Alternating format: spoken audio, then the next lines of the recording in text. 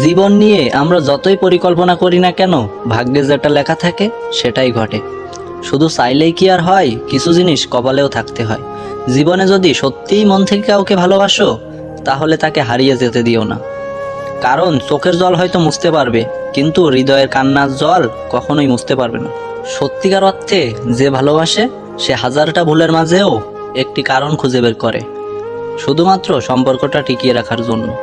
মানুষ এমন একটা প্রাণী, যাকে বিশ্বাস বা অবিশ্বাস কোনোটাই করা যায় না। বিশ্বাস করলে ঠকতে হয়, আর অবিশ্বাস করলে হারাতে হয়। একটা কথা মনে রেখো, যা তুমি নিজে করো না বা করতে পারো না, তা অন্যকে উপদেশ দিও না।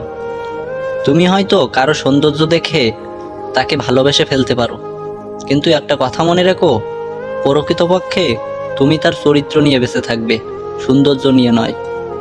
মানুষ যখন একা থাকে, তখন সে নিজের চেয়েও তার প্রিয় মানুষের কথা বেশি চিন্তা করে। এটাই বাস্তব। অবহেলা পাওয়ার পরে মানুষ বুঝতে পারে গুরুত্ব দেওয়াটা একটু বেশি হয়ে গেছিল। বাস্তবতা হলো, ভালোবাসার বদলে ভালোবাসা পাওয়ার সৌভাগ্য সবার হয় না। কিছু হবে না বলে হাল ছেড়ে দেওয়া উচিত নয়, কারণ মানুষ মারা যাবে জেনেও কিন্তু বাঁচার জন্য আজীবন চেষ্টা করে। যাকে যতটা তুমি মূল্য দেবে, সে তোমাকে তার চেয়ে বেশি আরো সস্তা ভাববে। হ্যাঁ, এটাই বাস্তব। ভিক্ষুকের মতো কারোর কাছে ভালোবাসা না চেয়ে নিজেকে যোগ্য করে তোলো, তখন দেখবে আশেপাশে ভালোবাসার মানুষের অভাব হবে না। যে তোমাকে বিয়ে করার উদ্দেশ্যে ভালোবাসে, মনে করো সে তোমাকে সারা জীবন আগলে রাখতে পারবে। হ্যাঁ, এটাই সত্যি। প্রতিটি ব্যর্থপ্রেমিক আশা করে ভালো থাকুক সেই মানুষটা, যাকে ঘিরে তার পুরোটা শহর একদিন আলোকিত ছিল।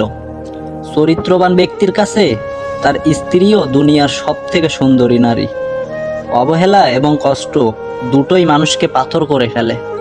অনেক সময় পরিচয়টা অনলাইনে হলেও ভালোবাসাটা সত্যিকারের হয়ে থাকে। মন দেখে ভালোবাসো, ধন দেখে নয়। গুণ দেখে প্রেম করো, রূপ দেখে নয়। রাতের বেলায় স্বপ্ন দেখো, দিনের বেলায় নয়। একজনকে ভালোবাসো, 10 জনকে নয়।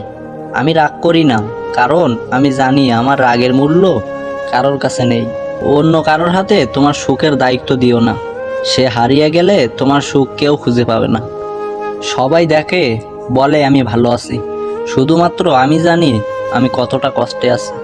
ভিডিওটি ভালো লাগলে অবশ্যই একটি লাইক করবেন, আর চ্যানেলে নতুন হলে সাবস্ক্রাইব করে পাশে থাকুন। আল্লাহ হাফেজ।